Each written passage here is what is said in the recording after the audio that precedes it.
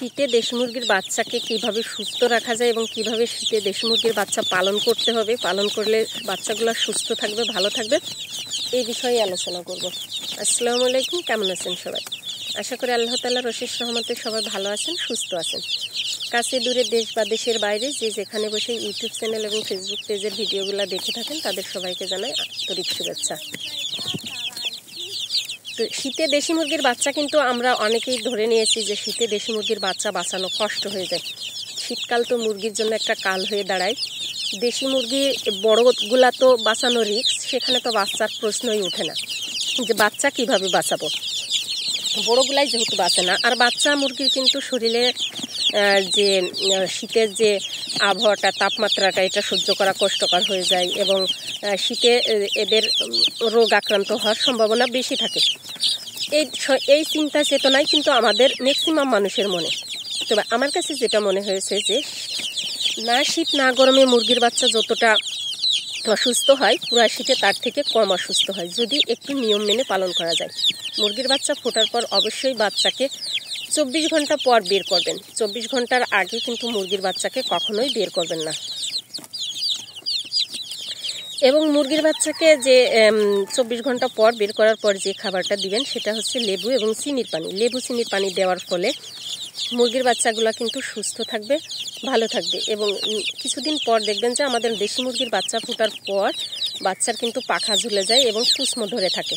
এই পাখা ঝুলে যাওয়া, কুসমো ধরে থাকা এবং চুনা পায়খানার প্রধান এগুলার লক্ষণ সেটা হচ্ছে যে আপনার ঠান্ডা লাগা।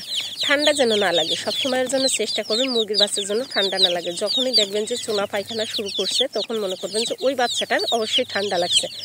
তখন কিন্তু ঘরোয়াভাবে তাদের যে ঠান্ডার বা জ্বরের যে চিকিৎসা সেটা দেওয়ার চেষ্টা করবেন।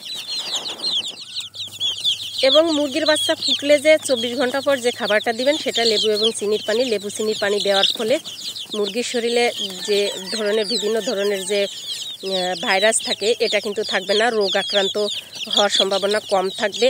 এবং অনেক সময় আছে যে মুরগির বাচ্চা ব্রুডিংয়ের ক্ষেত্রে কিন্তু লাইসোবিটটা ইউজ করা হয়, তো এই লাইসোবিটটা ইউজ করা লাগবে না যদি লেবু চিনির পানিটা দেওয়া হয়।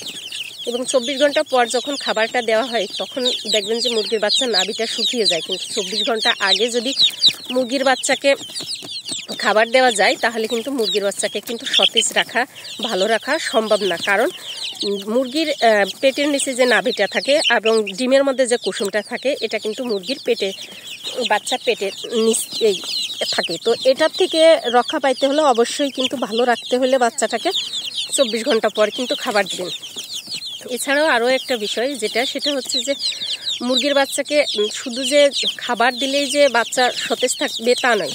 শীতে মুরগির বাচ্চাকে চেষ্টা করবেন হালকা একটু কমে রাখার জন্য। রাত্রেবেলা যদি মা ছাড়া পালন করেন তাহলে অবশ্যই ব্রিডিংয়ের ব্যবস্থা করবেন, আর যদি মা দিয়ে পালন করেন তাহলে তো অবশ্যই মায়ের অমি থাকবে।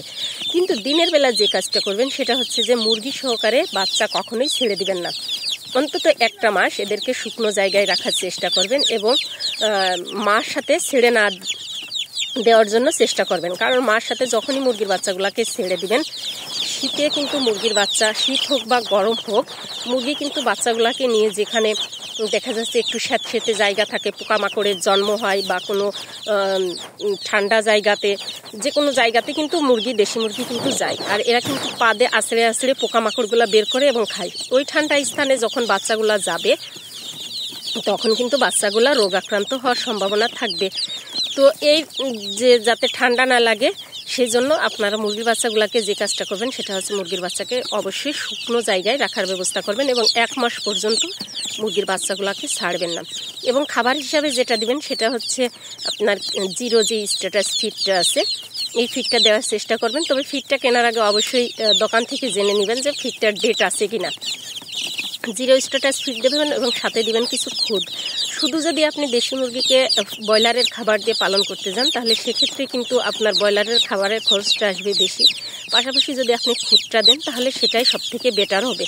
এবং দেশি মুরগির বাচ্চাগুলোকে যদি এইভাবে নিয়ে নেওয়া যায় তাহলে দেখা যাচ্ছে যে বাচ্চার যদি মা থেকে সরিয়ে নেন, বাচ্চা বয়স 15-16 দিন হইলেই দেখবেন যে বাচ্চার মা আবার ডিম দিতে শুরু করছে। অলরেডি কিন্তু আমার এই বাচ্চাগুলার মা আবার ডিম দিতে শুরু করছে। আর বাচ্চাগুলা যে এখনও কিন্তু আল্লাহর রহমতে সুস্থ আছে, ভালো আছে।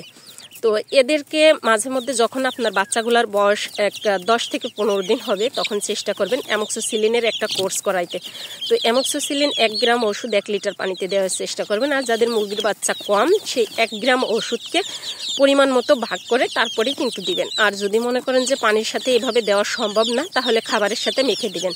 যেভাবেই হোক আপনারা খাওয়ানোর চেষ্টাটা করবেন, তাহলে কিন্তু মুরগির বাচ্চার রোগ আক্রান্ত হওয়ার সম্ভাবনা কিন্তু কম থাকবে।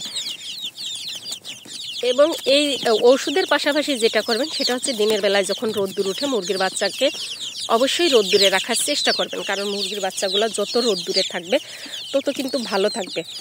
আর রোদ্দুরের যে হিটটা, রোদ্দুরের যে ভিটামিন ডিটা, এটা মুরগির বাচ্চার শরীরে যেমন মানুষের শরীরের জন্য প্রয়োজন, তেমন কিন্তু মুরগির বাচ্চার জন্য কিন্তু প্রয়োজন। শুধু যে ঔষধ দিলেই মুরগি ভালো থাকে ঠিক তা না, নিজেদের কিছু কৌশল থাকলেও মুরগির বাচ্চাকে সুস্থ রাখা যায়। যেমন হচ্ছে ঠান্ডা জায়গাতে না যেতে দেওয়া, শুকনো অবস্থাতে রেখে দেওয়া এবং খাদ্য খাবারগুলো ঠিক মতো দেওয়া, এছাড়াও রোদ্দুরে রেখে দেওয়া। বিভিন্ন কায়দায় যদি মুরগির বাচ্চাগুলোকে একটু কেয়ার করে পালন করা যায়, তাহলে কিন্তু দেশি মুরগির বাচ্চাগুলো কিন্তু সুন্দর এবং সতেজ থাকে। এবং মুরগির বাচ্চার বয়স যখন 5 থেকে 7 দিন হবে তখন কিন্তু অবশ্যই একটা ভ্যাকসিন করানোর চেষ্টা করবেন এবং 21 দিন বয়স হলে আরেকটা ভ্যাকসিন করানোর চেষ্টা করবেন, অন্তত শীতে। গরমে ভ্যাকসিনের অত বেশি প্রয়োজন পড়ে না, গরমে ভ্যাকসিন করালেও সমস্যা নেই, না করালেও খুব বেশি সমস্যা নেই। তবে শীতে সুস্থ রাখার জন্য অবশ্যই আমি যেটা বলবো সেটা হচ্ছে যে মুরগির বাচ্চাকে অবশ্যই কিন্তু ভ্যাকসিন দিয়ে রাখবেন, যাতে মুরগির বাচ্চাগুলো মানে নিরাপদ থাকে এবং রোগমুক্ত থাকে, এবং মুরগির বাচ্চা পালন করতে যে একটা হতাশা, এই জিনিসটা যাতে ভেতরে না থাকে।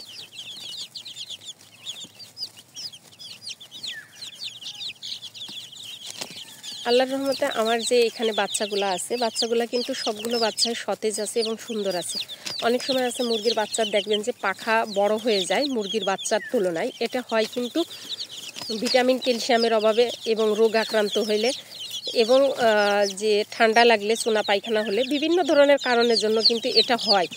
তবে এই যে সমস্যা, এই যে পাখা ঝুলে যায়, পাখা বড় হয়ে যায়, এটার কারণে এটা যাতে না হয় সেজন্যই আমি বলছি যে শুরু থেকেই যখন বাচ্চা ফুটবে আপনারা কিন্তু লেবু চিনির পানিটা দিবেন। লেবু চিনির পানিটা যে কতটা কার্যকর এটা আপনারা বুঝতে পারবেন তখনই যখন এটা ইউজ করবেন, তার ফলাফলটা নেক্সটে বুঝতে পারবেন। তো দেখা হবে অন্য কোনো ভিডিওতে, সে পর্যন্ত সবাই ভালো থাকবেন, সুস্থ থাকবেন। আল্লাহ হাফেজ।